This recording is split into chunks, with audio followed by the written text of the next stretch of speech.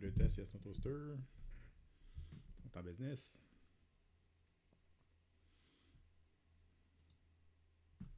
Bon, on va regarder ce qu'on en est.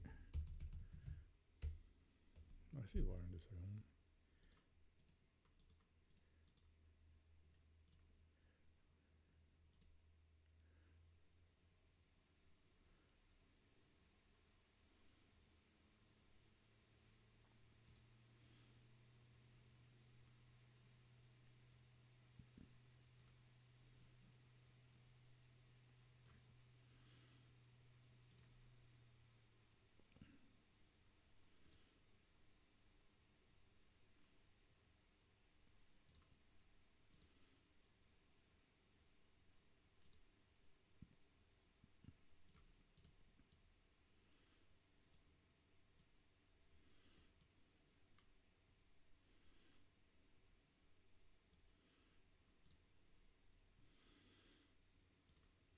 Un, 2 tests, yes, no toaster. Les carottes sont cuites. Test 1, 2, 2.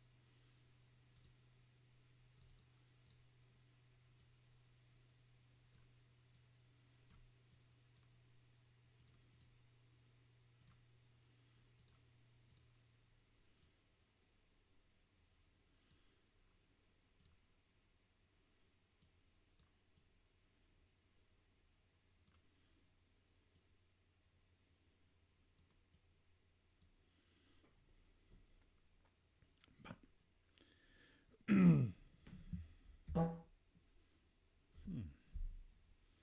vais fermer son clapet.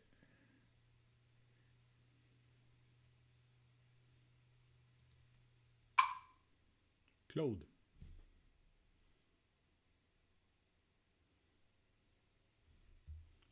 Claude.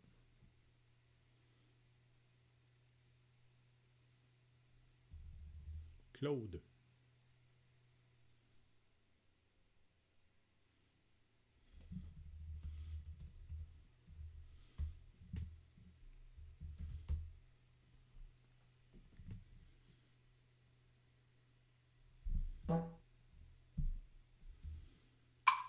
Load full.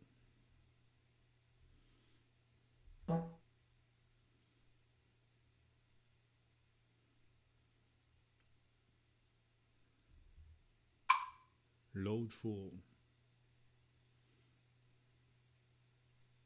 Full load.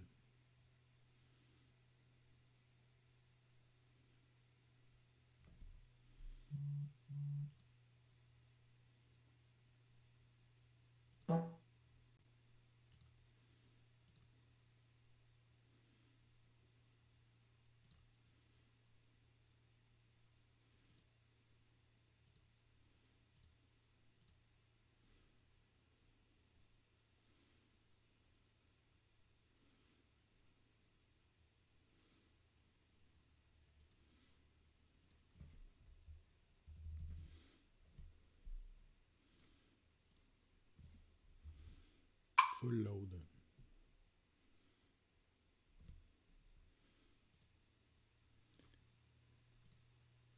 Full load.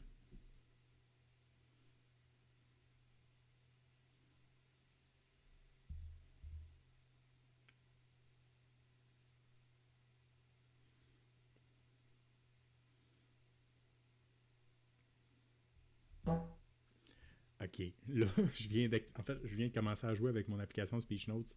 Je la connaissais pas assez. Et là, j'ai réalisé qu'il y avait des shortcuts au clavier pour activer la lecture. Je peux soit le faire dans l'interface qu'on voit ici ou l'envoyer direct où ce que mon truc est actif. Là, j'ai activé mon GPU, là, mon monitoring de GPU qu'on le voit. Oh, puis je devrais peut-être le mettre ailleurs.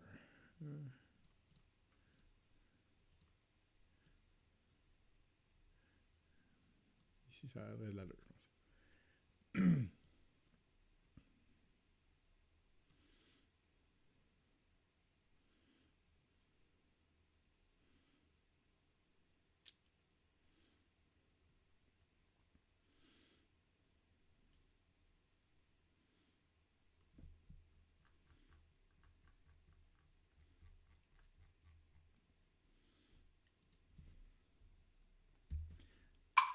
Slash context.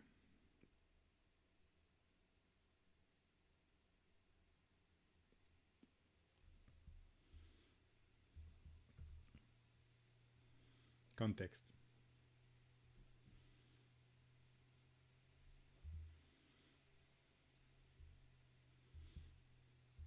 Context.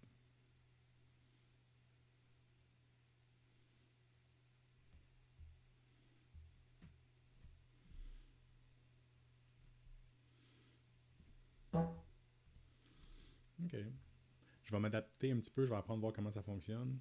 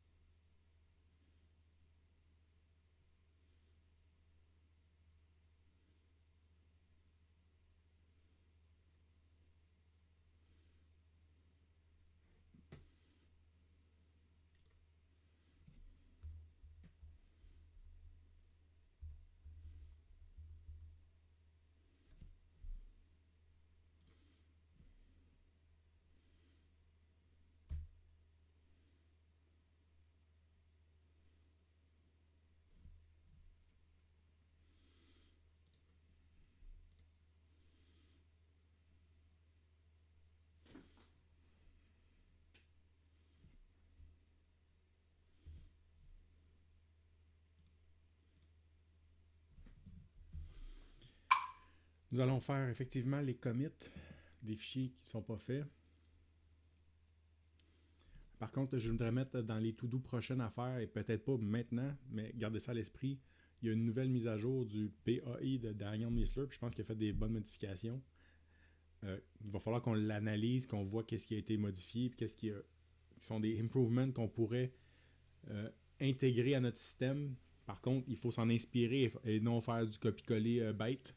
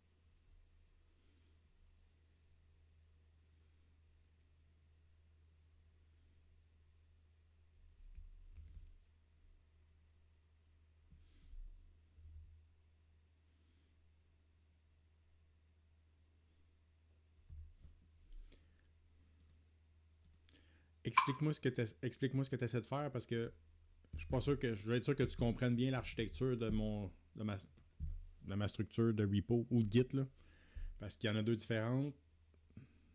Mélange pas les trucs. Faut être à la bonne place pour le faire. Tu es supposé d'avoir toute l'information pour bien comprendre les enjeux de la structure.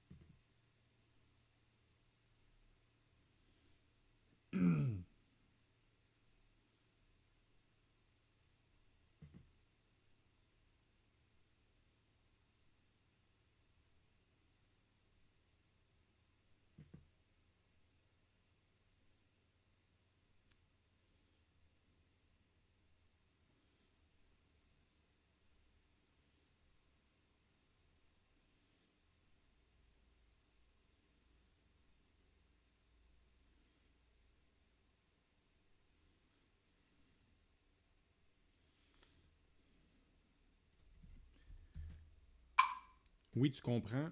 Par contre, j'ai un enjeu. Pourquoi tu le savais pas avant que je t'interrompe? C'est ça qui me fatigue. Parce qu'il faut pas que ça arrive, ces histoires-là.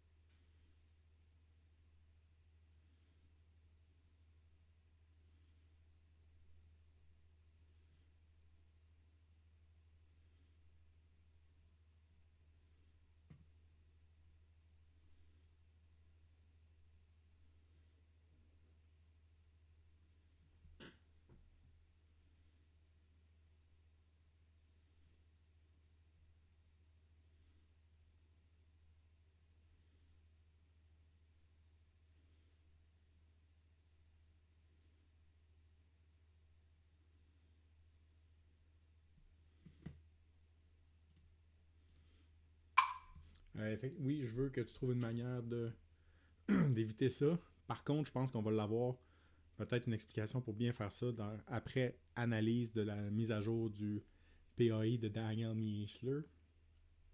Donc, c'est.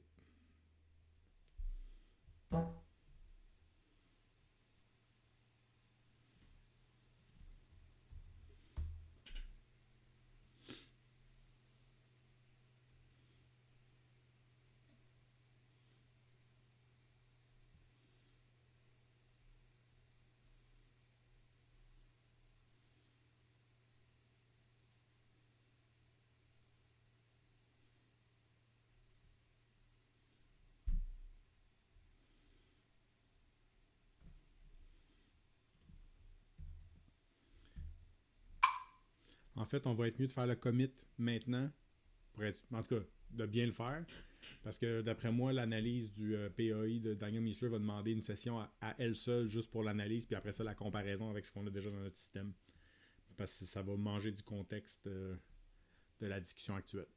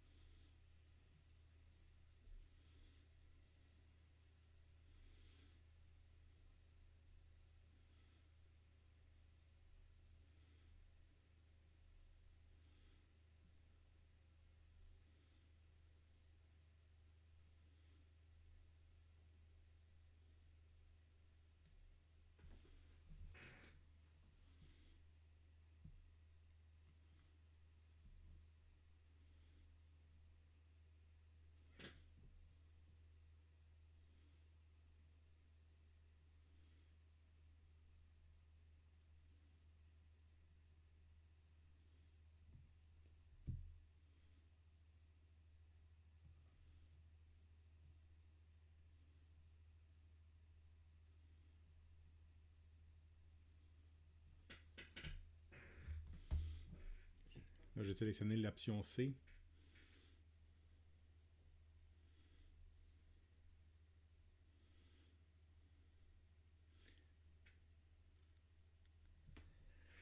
On va voir ce que ça donne.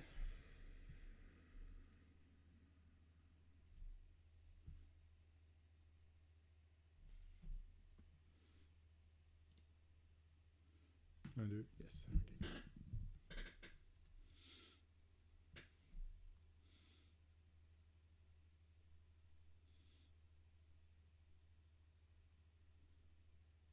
Oh. What the fuck?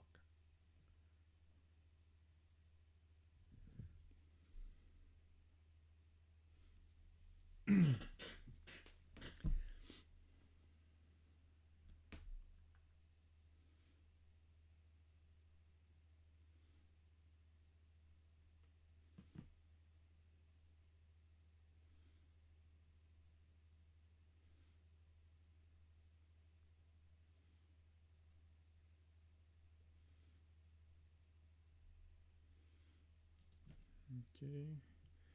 Gitlog, ça me va. Tu peux le faire quand tu veux.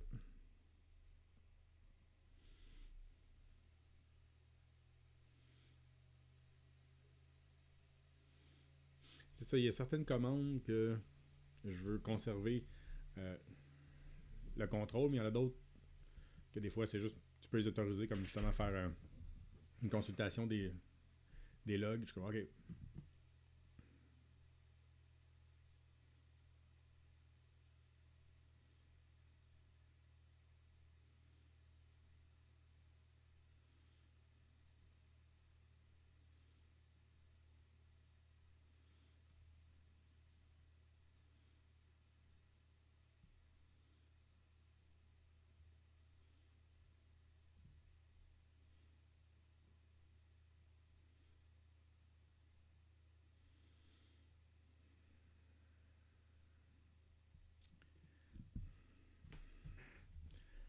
En fait, tu vas devoir m'expliquer la différence entre les trois options parce que il faut vraiment le garder en contexte. Pourquoi c'est comme ça? Je suis dans un environnement Docker.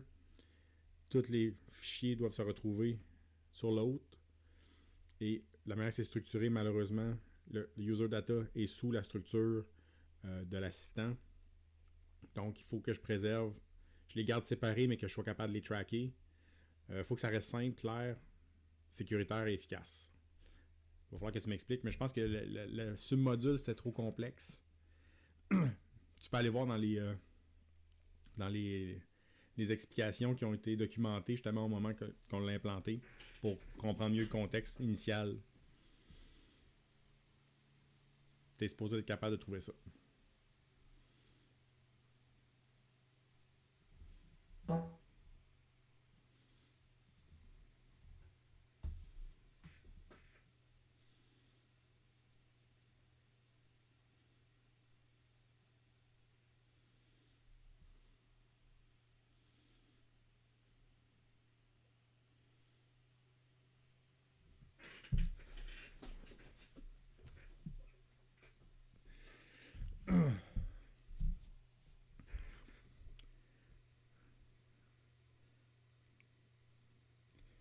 C'est juste malade mental. Pour vrai, là, moi, ça m'impressionne de regarder ça aller. Puis d'avoir pu builder justement avec Claude en me basant sur euh, les outils de Sheen Koshel pour les différents assistants de programmation pour me builder une structure, puis d'aller chercher la philosophie puis les manières de faire de Daniel Missler, autant pour le fichier Telos, son PAI, son Personal AI Assistant. J'ai quoi d'intégrer d'autres de Daniel? Aussi les patterns de fabrique qui a influencé beaucoup les instructions et les prompts d'assistants que je me suis développé. Puis là, je peux les intégrer. J'étais allé même chercher les informations que j'avais dans ma knowledge base personnelle que j'ai construit depuis 1 an et demi, que j'ai pu intégrer des trucs.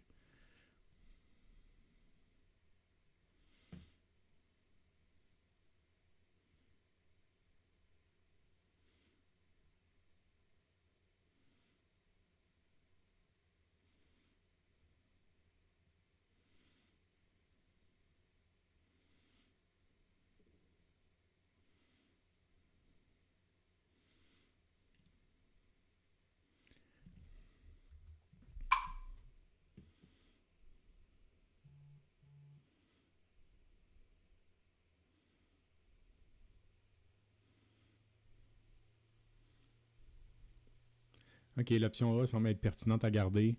Puis les inconvénients, bon, si on peut les mitiger un petit peu, on regardera.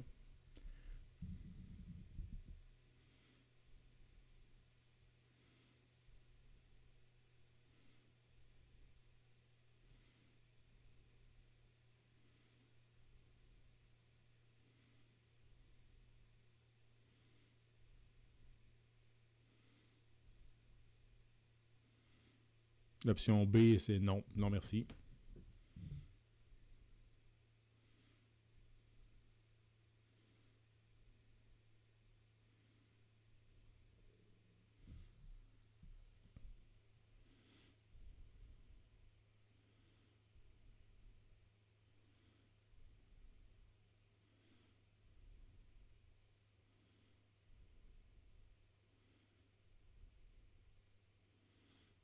Puis l'option C semble pas nécessaire.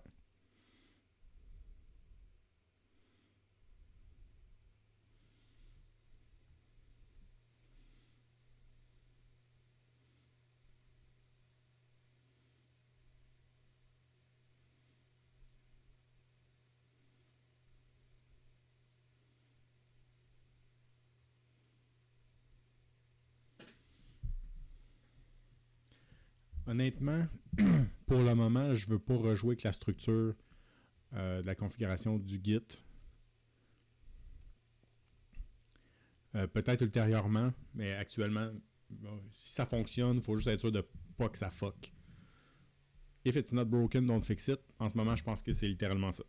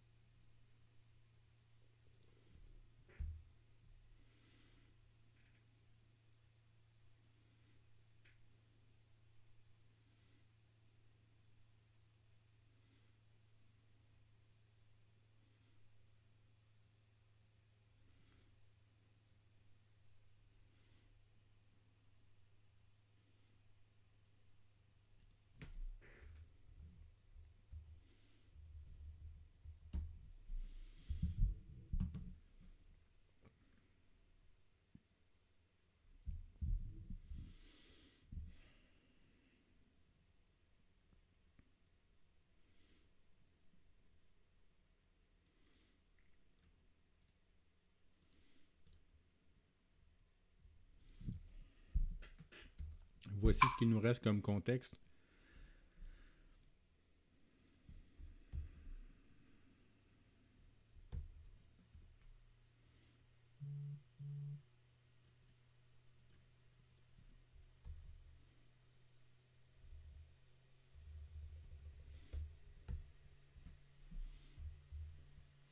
nous avons un peu de marge de manœuvre, au moins pour planifier le travail à faire avec l'analyse du PAI Daniel-Missler.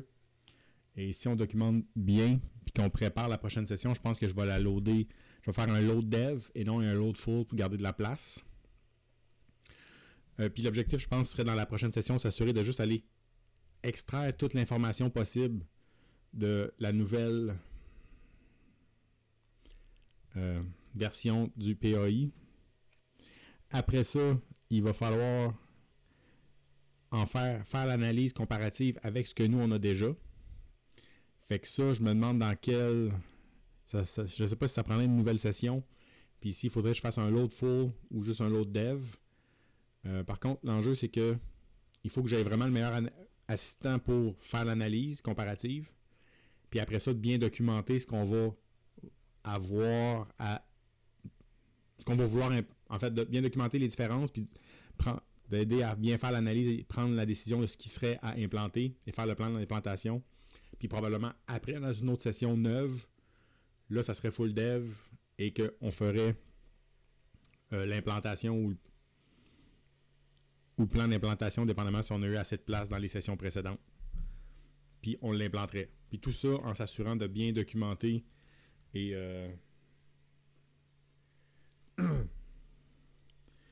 le processus. Par contre, il va falloir réfléchir à comment est structuré en ce moment, parce que je sais qu'on est sur une branche du Git. Et là, qu'est-ce que je fais? Est-ce que je mets un point de... Là, j'ai pas le terme, là, mais tu sais, un point de... Pas un baseline, là, mais il y a un terme pour ça.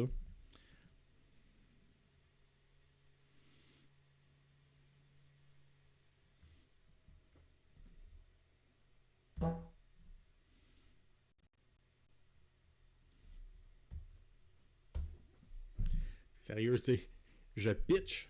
Là, j'aurais peut-être dû faire des petites corrections parce que c'est vrai qu'il y a peut-être des mots qui ça a mal capté. Mais bon, je pense qu'il va être capable. Tu sais, PAI, Dagan Missler, j'aurais dû faire la correction. En plus, je l'ai vu tantôt.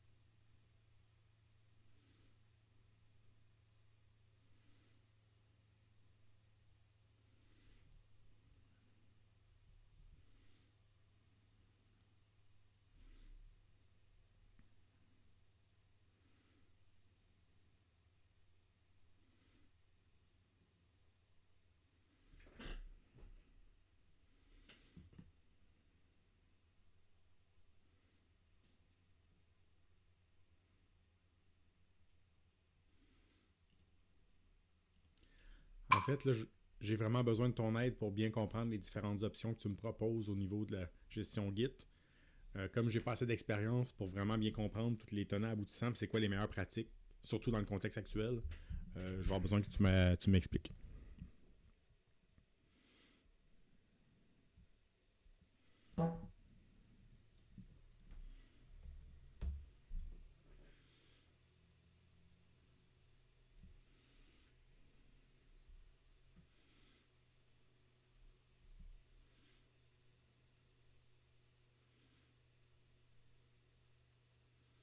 Là, j'espère que je ne vais pas arriver à l'autocompaction trop vite.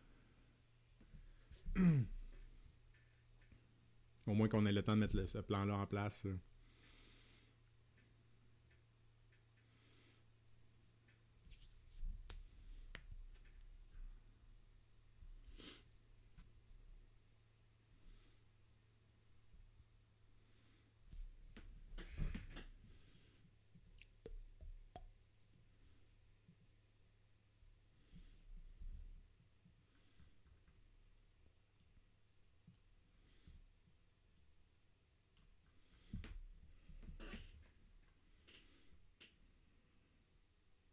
Ça m'a fait une explication de fou.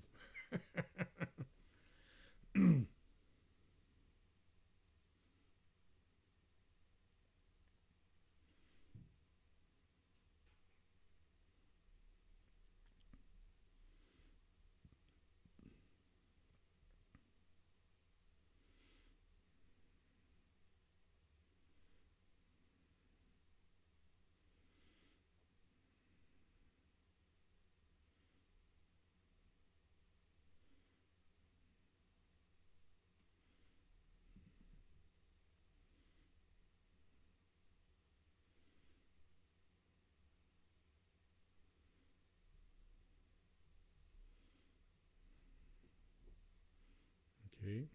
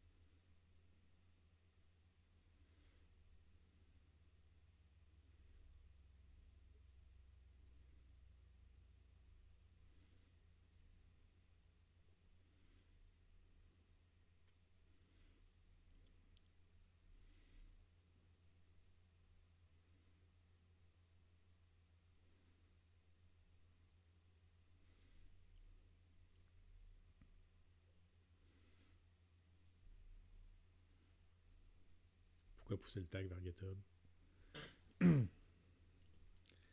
Effectivement, je pense que l'option A est la meilleure. Puis la simplicité des commandes, c'est pas nécessairement un enjeu parce que c'est toi qui les fais. Par contre, il faut qu'on soit très clair sur ce qui se passe et qu'il n'y a pas d'erreur qui se fasse. Donc, j'imagine que plus c'est simple, moins c'est compliqué. Puis là, je suis pas sûr de comprendre pourquoi tu me suggères de pousser le tag vers GitHub parce qu'il n'y a rien qui est sur GitHub. Ça, tu devrais le savoir.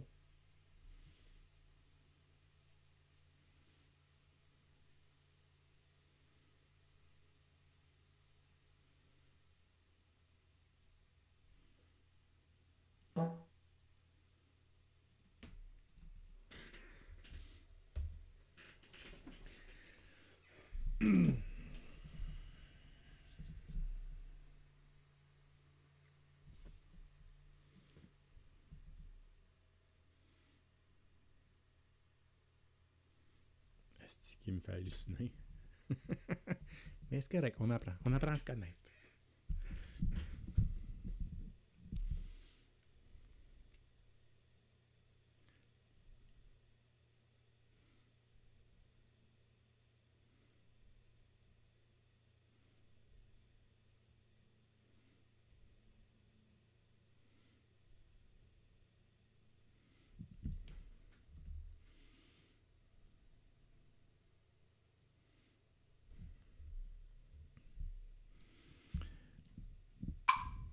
Oui, nous allons procéder, mais j'aimerais que tu mettes une note à quelque part d'un feature futur, que tu puisses avoir une place pour noter tes leçons apprises, puis les affaires à te rappeler, pour éviter de faire des erreurs.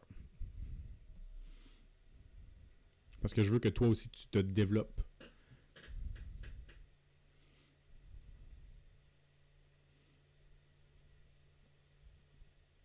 C'est un petit peu weird, mais c'est ça.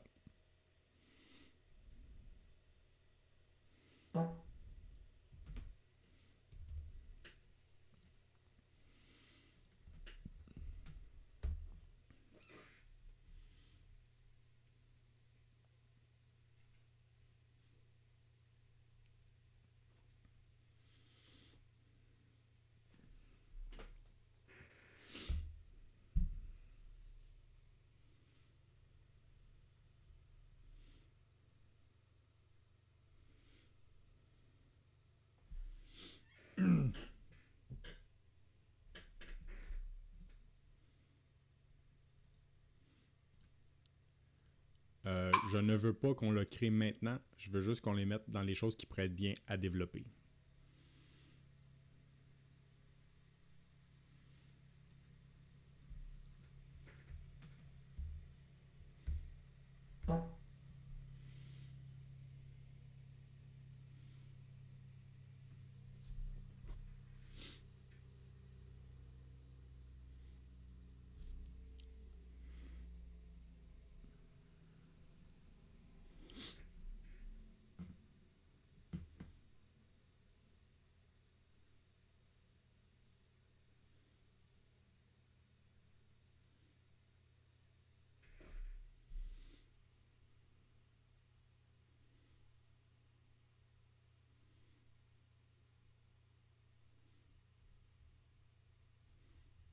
Non, ça a l'air bien beau, mais...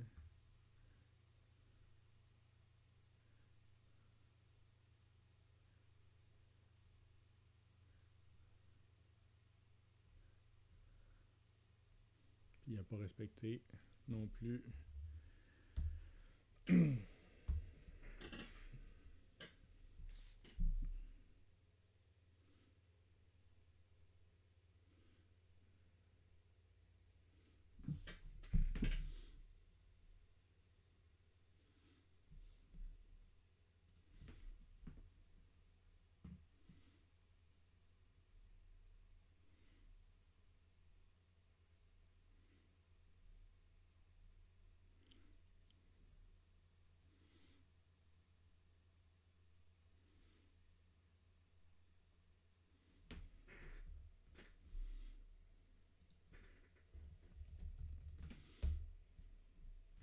Je vais encore regarder le contexte. Bon, c'est weird parce que par moment, on dirait qu'il...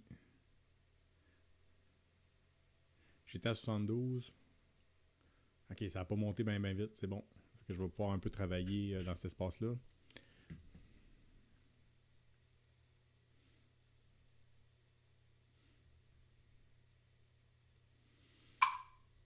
En fait, j'ai proposé les modes de chargement dev ou loadful pour différentes étapes, mais je suis pas sûr si c'est vraiment les meilleurs pour chacune des étapes. Puis aussi, il faudrait vérifier c'est quoi les agents qui seraient les meilleurs pour chacune des sessions. Tu peux-tu bien réfléchir à ça et me faire des propositions, s'il te plaît? Think super hard. Prends le temps de bien analyser.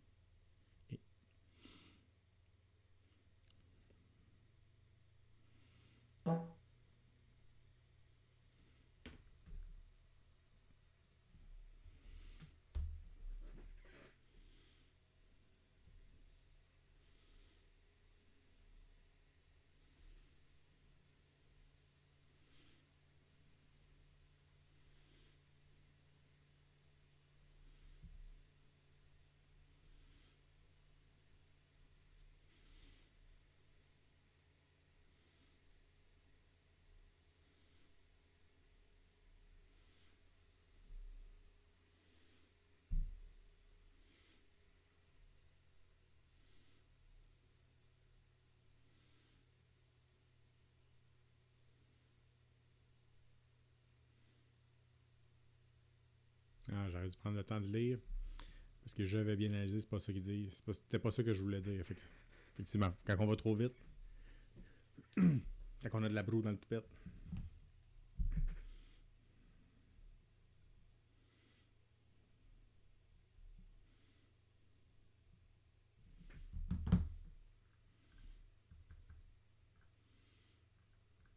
Wow, ok, t'as peu. Ta boire.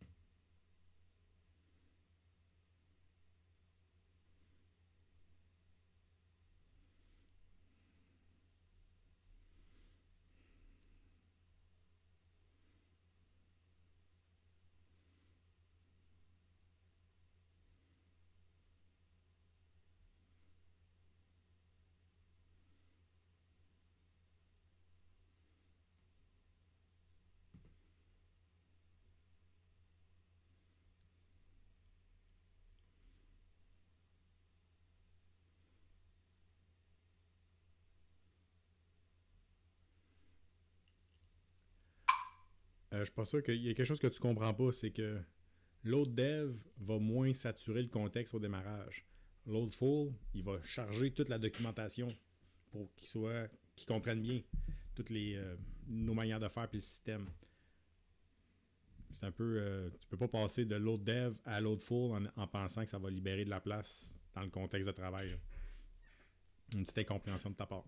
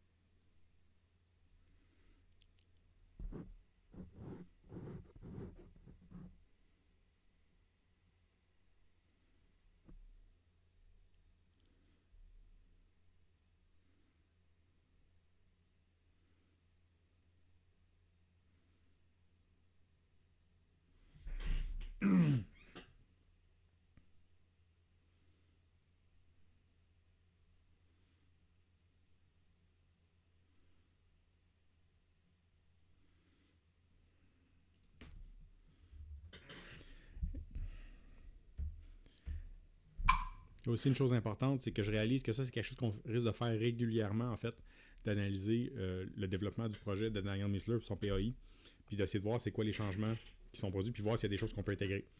Donc, je pense que c'est important qu'il y ait quand même une trace de ce processus-là. On ne va pas garder à chaque fois comment dire, la repo du PAI, ou peut-être qu'on pourrait la garder dans un espace particulier, là. Mais il faut laisser des traces de ce qu'on a analysé, puis de ce qu'on a implanté, puis c'était quoi les différences qu'on a notées. Je sais pas où est-ce qu'on pourrait mettre ça, puis comment, mais j'aimerais, parce que c'est quelque chose qui va se faire de manière répétée et continue dans le temps, donc je voudrais pas qu'on réinvente la roue à chaque fois de la manière de faire. Si on est capable d'améliorer aussi au fur et à mesure la manière de faire, tant mieux. Il va falloir la documenter, puis de laisser des traces, en fait, des découvertes qui ont été constatées, puis qui ont été implantées. Et pourquoi certaines oui, certaines d'autres non, pour que justement qu'on n'ait pas à refaire continuellement ces analyses-là à chaque fois.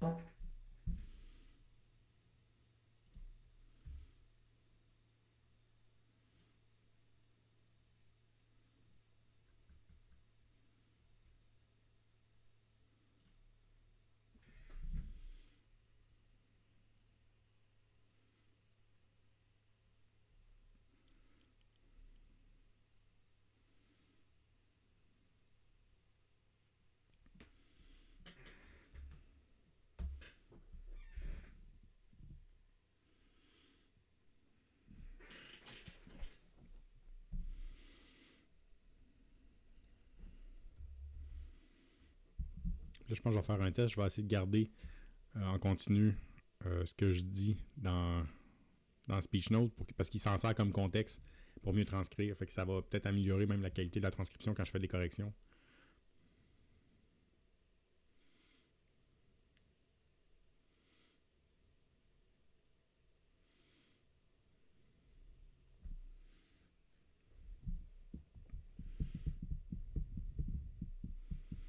Par contre, je pourrais plus faire comme copier-coller direct de toute la fenêtre, mais je pense que le gain pourrait être intéressant.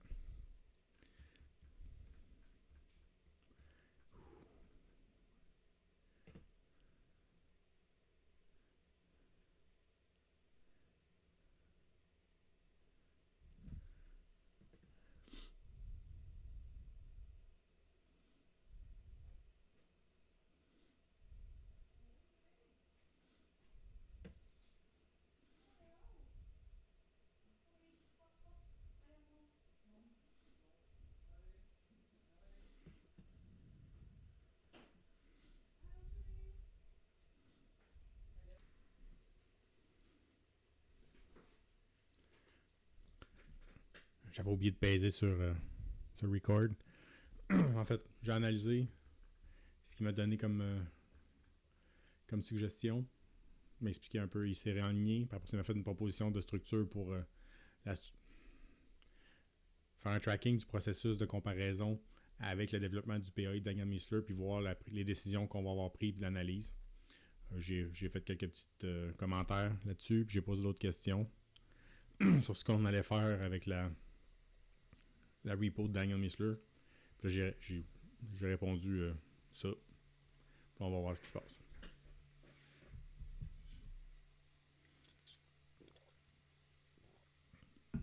C'est sûr que je préfère une vidéo un peu plus tight, là. Mais honnêtement, vous pouvez skipper ou mettre ça en vitesse rapide. C'est ce que j'ai tendance à faire maintenant quand je écoute des vidéos.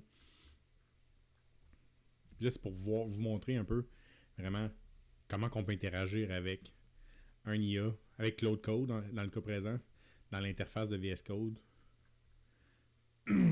avec la dictation directement. Puis là, j'ai mis aussi dans le bas, par là-bas, non, le bas. Dans le bas, à gauche, les statistiques de ma session de Claude, en haut ici. Par là. Du titre. Et là. Ici. Juste les statistiques de mon GPU parce que la transcription est faite par le GPU de mon laptop. Donc, c'est juste pour le fun. Là. Analyse profonde. Bon.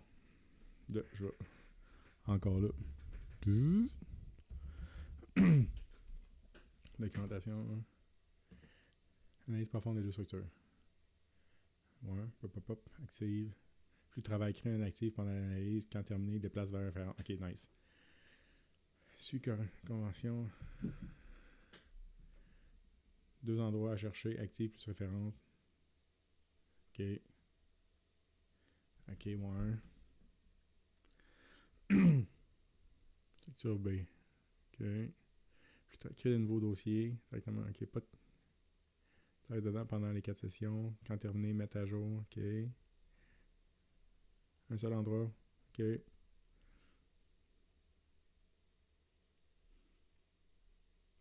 Ok.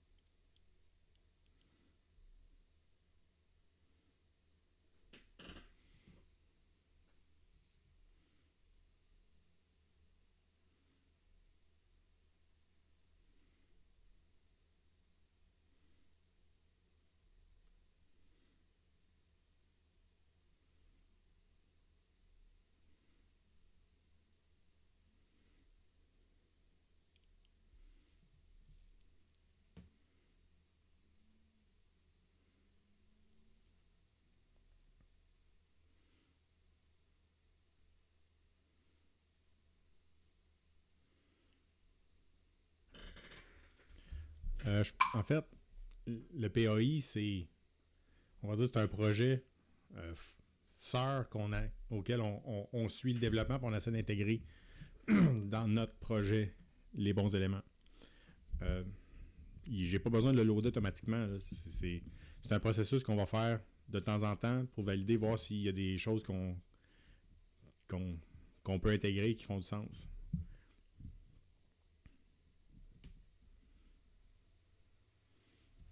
Il ne faut pas alourdir notre système pour des choses qu'on va faire de manière ponctuelle. Par contre, quand on le fait, il faut que ça soit clair et que ça fonctionne bien. Puis quand on revient à ça, il faut qu'on ait le suivi pour ne pas réinventer la roue ou refaire du travail qui a été fait dans le passé, inutilement.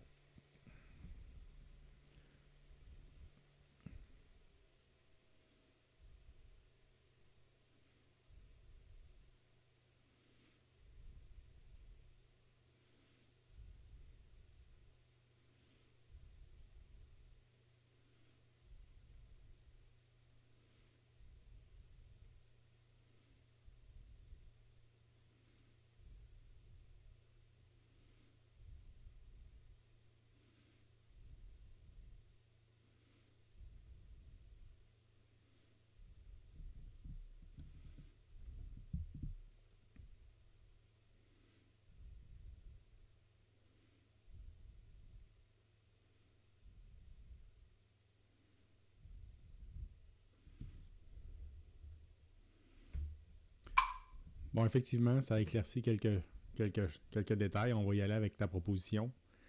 Et il va falloir aussi qu'on mette à jour la documentation du projet au complet, qui sera affectée par ça, parce que c'est un mécanisme dans lequel on va régulièrement, possiblement améliorer Jarvis en s'inspirant des développements aussi du PAI de Daniel Miessler. Donc, probablement qu'on va devoir charger l'assistant de documentation pour être sûr que tout soit fait adéquatement. Et je vais être sûr que toute la section qu'on est en train de développer actuellement pour les analyses de l'évolution du PAI ait aussi nos mécanismes de documentation qui les respectent. Là. C'est super important.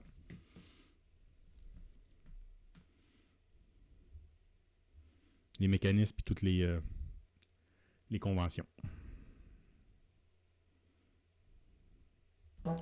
J'apprends des mots, c'est malade. Tu sais, convention, là, c'est un terme que je le comprends, mais je pense que ça aide beaucoup.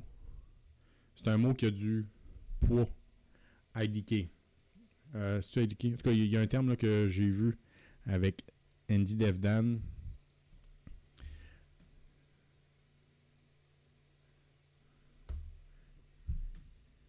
Information Dense Keywords.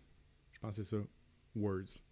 C'est des mots qui sont denses en termes de contenu et de signification.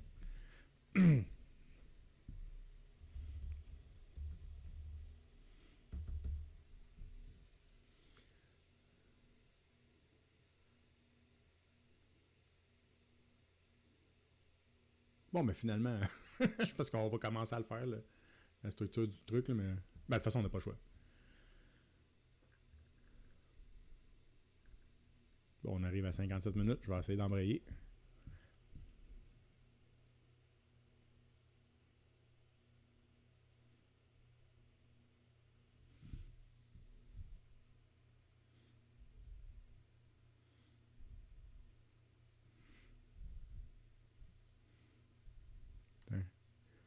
Genre, ça va donner l'impression que je suis en train de lire. C'est nice.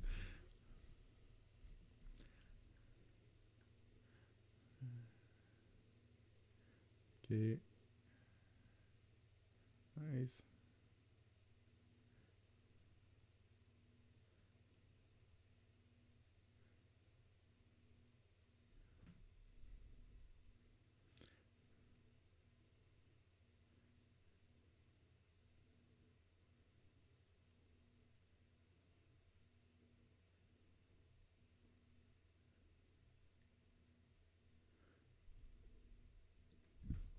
Bon, on va regarder ce qu'il nous reste comme espace.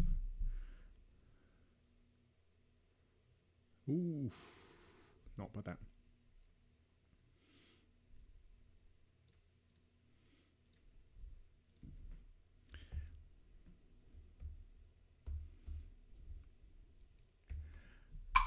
Nous commençons à être un peu serrés en termes de contexte.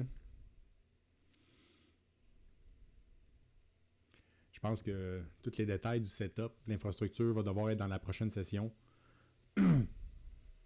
Et là, c'est vraiment de documenter toutes les choses à faire puis que le contexte soit bien compris pour que la nouvelle session ait tout en main pour faire les choses étape par étape. Donc, c'est sûr que là, il y a peut-être des choses que tu peux rédiger. Il va falloir faire un log de la session actuelle. Un comité, c'est tous les documents qui vont avoir été mis en place en termes de plan pour toutes les étapes avant même de commencer la première session.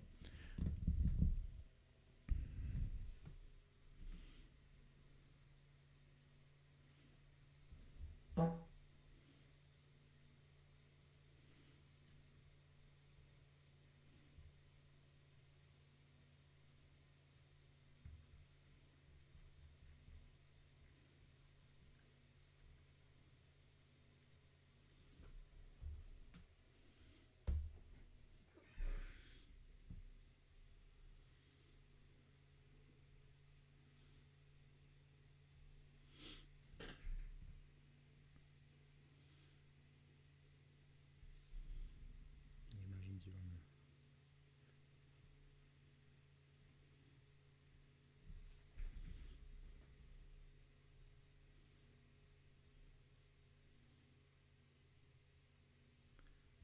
Ça, je trouve tout le temps ça drôle, les affaires qu'il dit ici. Là. Ça a l'air d'être de l'humour parce que des fois, je suis pas sûr de comprendre.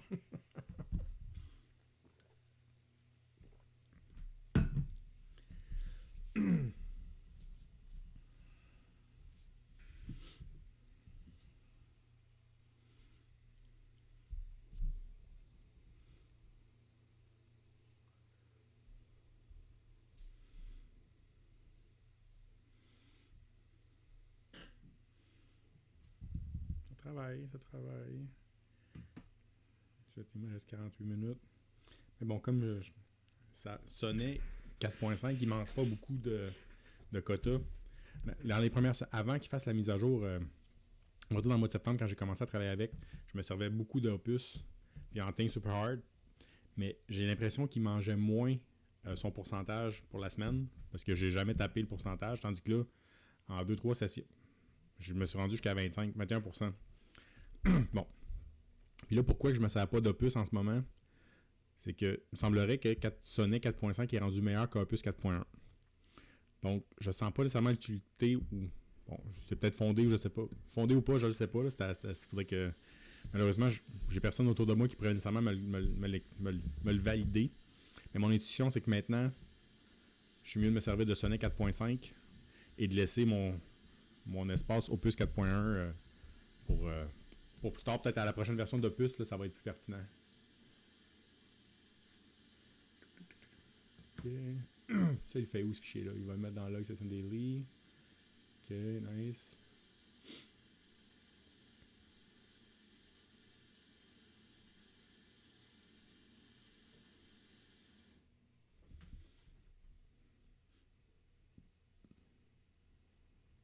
Ok.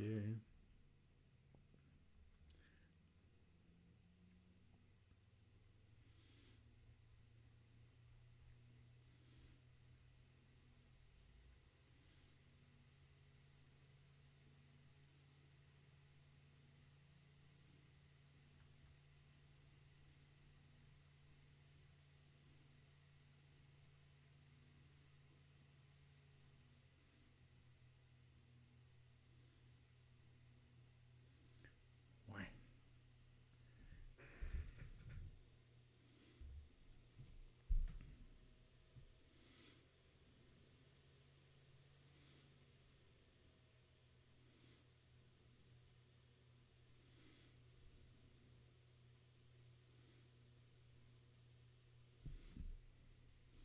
Je pense que je vais... Ouais, il va falloir que je fasse l'extraction. J'ai l'impression... Non. Ma crainte en ce moment, c'est de perdre le contexte de sa réflexion en détail. Parce que dans le log de session, je sais qu'il y a des détails qu'il a perdus, probablement. Ce que je vais faire, ben, il est peut-être en train de le faire, fait que là... Pourtant, je pensais qu'il venait de le faire. En tout cas, je vais regarder. Je vais faire l'export intégral de la conversation qui va pouvoir servir de référence aux besoins.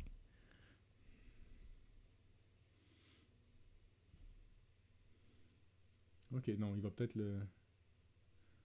Ok. Nice.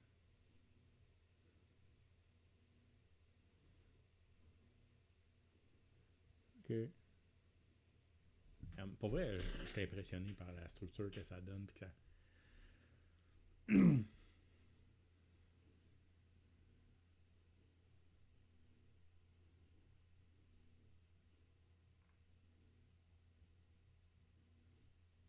Je sais en plus qu'ils ont intégré dans la nouvelle version de Claude Code, la version 2, sa capacité à faire du suivi des conversations. Puis de ce qui se passe. Mais avec l'organiser comme ça rend ça béton. Là. Pour vrai. Là.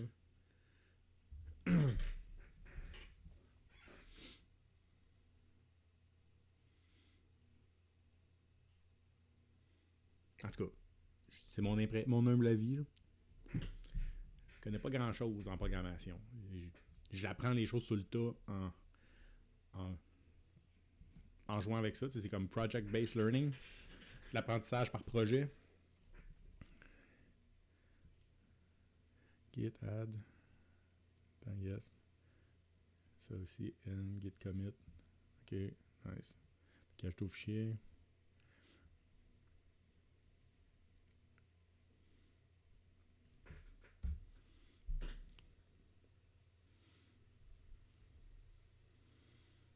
Mais c'est ça. J'ai aucune base de programmation. Mais j'essaie de comprendre les choses puis de builder de manière structurée puis organisée puis tranquillement. Slow, smooth is fast, comme on dit.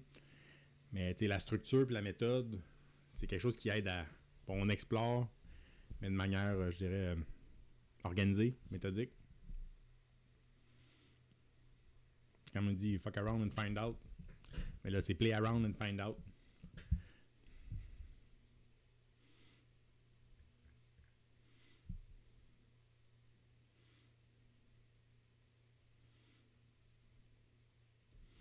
Ok, nice. Là, je vais regarder encore le contexte qui me reste. Juste pour...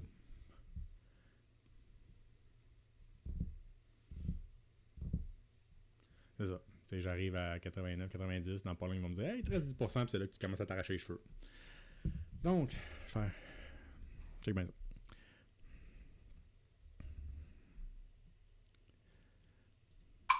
Comme d'habitude, je vais faire un export full de la conversation actuelle, de la session actuelle, dans un fichier texte que je vais mettre dans le répertoire export qui est git ignore.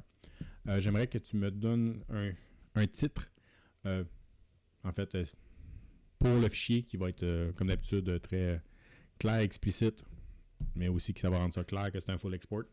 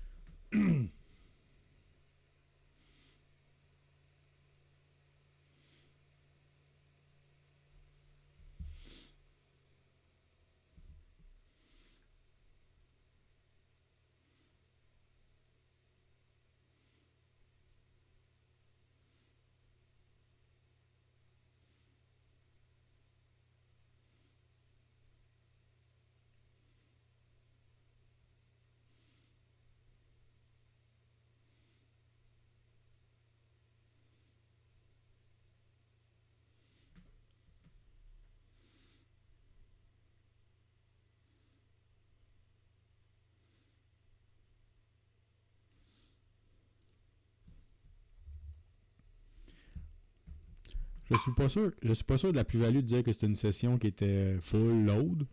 Par contre, c'est tout le reste qu'on a fait dans la session qui est vraiment la chose importante à comprendre. Ou à indiquer, en fait, dans le nom du fichier.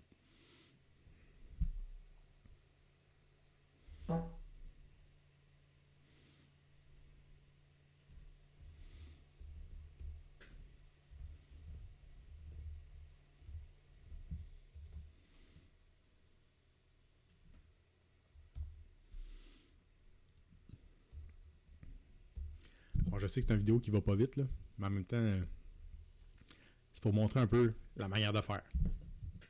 Comment que ça peut se passer.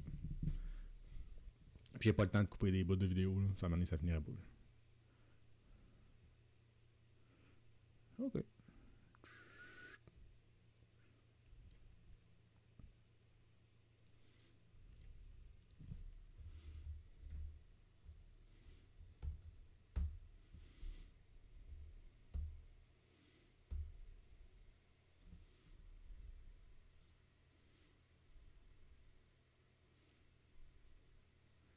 Ça, c'est...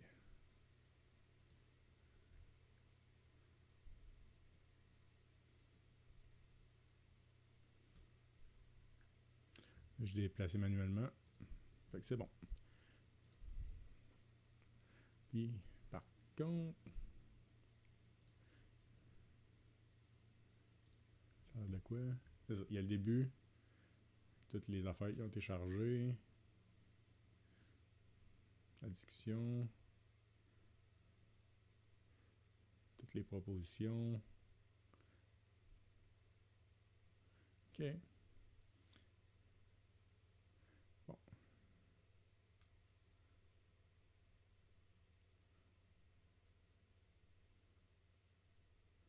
OK, c'est bon. Je pense que tout est là de la conversation. Il y a peut-être pas ses réflexions, là, mais toutes les réponses qu'il m'a données. Puis ça, moi, je fais ça juste au cas où, qu'à un moment donné, on se perd ou qu'il y a vraiment de quoi qui soit comme... qu'il n'y a pas d'allure. Je suis capable de revenir en arrière, peut-être d'analyser ça a été quoi qui s'est passé ou qu'est-ce qui a été dit ou quoi que ce soit. C'est un réflexe c'est un nouveau réflexe que je me suis développé.